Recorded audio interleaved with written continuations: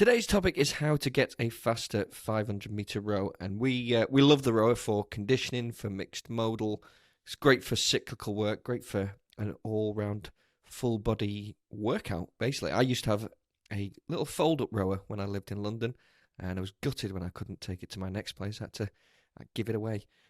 So I miss my rower. James, you're a big fan of rowing, aren't you? Yeah, massively. I think it's one of the best conditioning tools you can have alongside the assault bike, in my personal opinion, for cardiovascular development, particularly in the gym setting, I think. And it's something that's really accessible to a lot of people. Assault bike, yes, there's no technique involved. On the Concept 2, absolutely you need technique, but I still think it's a great tool for beginners to advance the leg. Oh, definitely. I think in an ideal world, we'd recommend assault bike because of the technique. Obviously, you just jump on the assault bike and go, but rowers are much more widely available in gyms, commercial gyms, hotel gyms. So, in that sense, it is a great tool to get the hang of. But as you say, obviously, we're talking about how to get a faster 500-meter row, and a big part of that is down to technique, which when I had my row in my living room, I had no idea what I was doing. But now, obviously, years down the line and being a trainer now, obviously technique is massive. And as a vertically challenged person, it becomes even more important, wouldn't you agree? Absolutely, yeah. So like people like Mike Hickman, who were listening into the podcast, who's 6'10", pretty much, and he smashes out his 6 minute 20 seconds or like sub 6 minute like 2K row times and everything. As people who are below 6 foot, let's leave it at that, struggle, and it is a lot harder. So we totally get that. So that means for us, technique is everything, and it carries over so much to your time, because it's not just about how strong and how fit you are. It's all about movement economy, and that means how well you can do this exercise efficiently as possible. So it is important, a big part of it. Before we go on to the actual plan and how we believe you should build up to a faster 500-meter row, we've got a couple of technique points. You've got one, and I've got one. Do you want to go with your technique point first? Yeah, cool. So this shout out to Tom Shibler, who is on base of the Navy SEALs in San Diego. He showed me this whilst in there, and I almost fell off the back of the rower straight away when he showed me this. And it was a tip that he was passed on by a really good rower too. So the first thing is learn to row with your feet out the straps. Okay, so that's it. I'll say it again. Learn to row with your feet out the straps, because that encourages proper leg drive. Most people pull with the arms and they don't drive with the legs. However, with your feet out the straps, it forces you to push back, similar to like a deadlift when you're pushing your feet back into the ground.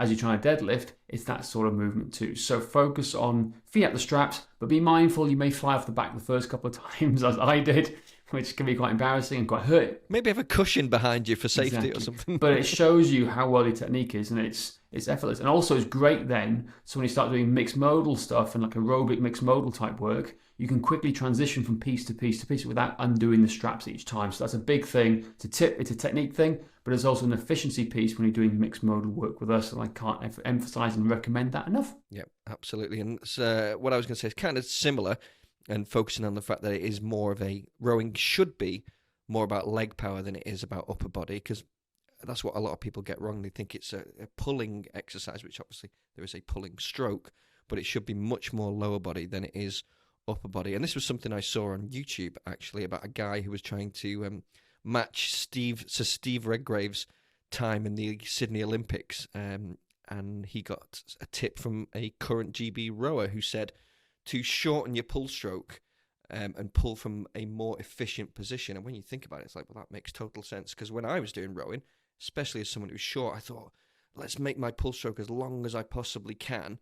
But when you go forward and you crunch over and your shin, your knees go towards the rower, and you're trying to make that pull stroke really, really long, you're not pulling from an efficient position. So shorten it up, try and keep your shins as vertical as possible, and then you pull in from a much more efficient position, and that then makes it much more of a leg drive rather than upper body pull as well. Yeah, great tips. Just two very simple tips you can apply almost immediately, so highly recommend doing them. But in terms of like when we talk about the training, because that's what everyone wants to know: how do you get faster? How do you pull faster? Do it. There's lots of things in play with this, but I want to share more about our mindset and how we approach it. So our mindset is this: I'd rather go see how well you do with a 500-meter row, and then do it again and see how fast you recover and compare your 2 times. So it's the row 500-meter test times 2, essentially. So you row 500 meters, you rest 90 seconds with your feet in the straps, and then you do it again. No, your feet out of the straps. Yeah, straps. There you go. Okay. That's the idea. So you want to see how well you recover in between. It's a great test from CrossFit, and I think it's fantastic for us. But it changes the framework because most people can row 500 meters fairly fast once. You ask them to do it again, the same pace, they die. They pretty much struggle.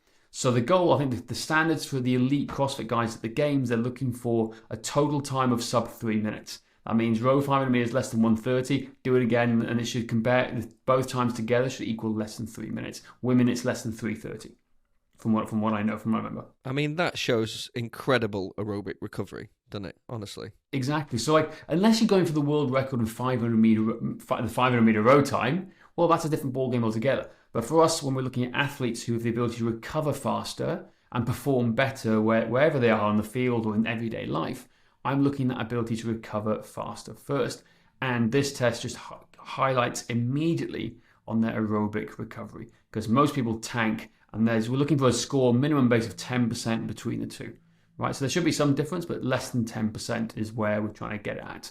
So in terms of that, it means you need to work on your aerobic capacity first. So a lot of people think it's an anaerobic event. Well, it's above 10 seconds. It's going to be more aerobic than it's anaerobic in that sense.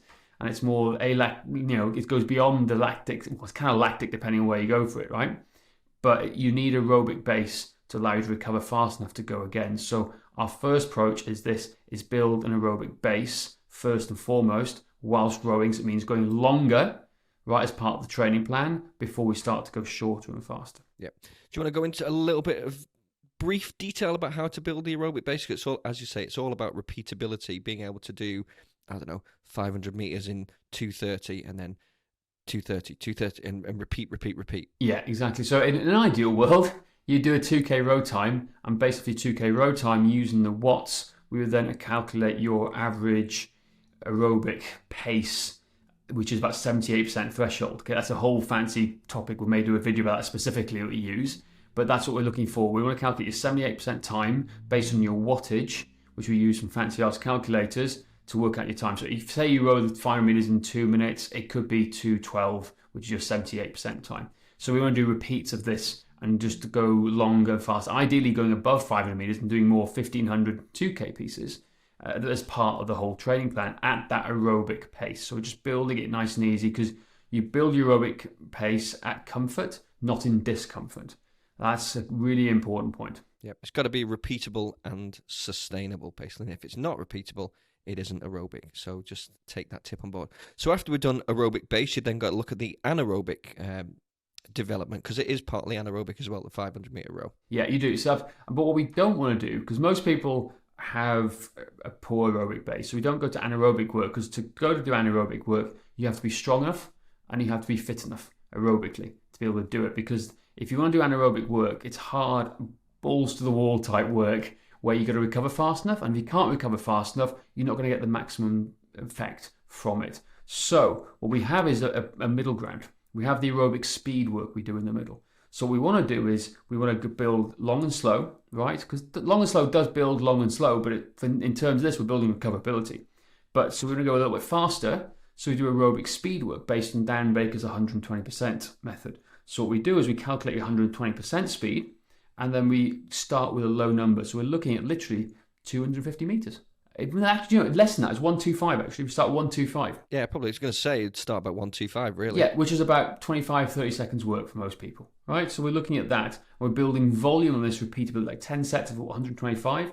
Then we go to 250. Then we go 375. Then we build it up to 500 over the period of time at this aerobic speed, if we can get to there. But it takes a long time. I was going to say, there will come a point of no return in that, because you can't possibly keep 120% pace for too long. But the idea is start small and try and build and extend out as much as you possibly can for volume. Exactly. So, and that's, so in short terms, if we're looking at building this pace, ideally what I'd like to see is a 2K row time and a 500 meter row test times 2. If we have those benchmarks to see, we know exactly where we're at and what we need to work with. And then from there, if we're doing rowing 4 times a week, which I think it's fair enough. I think most people, if they're training regularly, can do that. I'm looking at 2 longer pieces and 2 short aerobic speed pieces for most people. Okay, depending on whether, obviously it differs slightly depending if they're more advanced, but for the average person, we're looking at 2 longer pieces. So it could be week 1, we were rowing 1,000 meters at aerobic pace, then built to 1,250, 1,500, 2,000, maybe even all up to 5,000 meters at some stage, but building this aerobic base. And then we're looking at this speed work starting off at 125 on the calculations and then going 250, 375, 500, depending on where the drop off is. Start with 10 sets on the 125, go to 10 sets and 250, and you may need to drop it to 8 or 6 on the ones after that.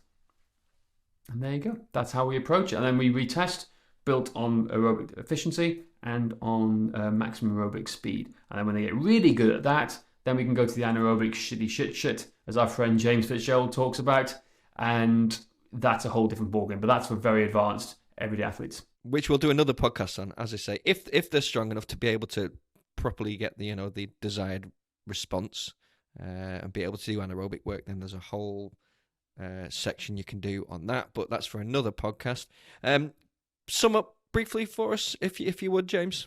Instead of going all out 500 meter row times 1, think about 500 meter row times 2. Do that test. Think about recoverability. And if I was asked to ask you to do it twice, how would you get on? How would you perform? And if it's crap, it means you need to work on your aerobic base and your ability to recover faster, because that makes you a better athlete. Yeah, I think actually, building that base and being able to recover quickly is probably game changing for most people, because most people that we come across don't have that.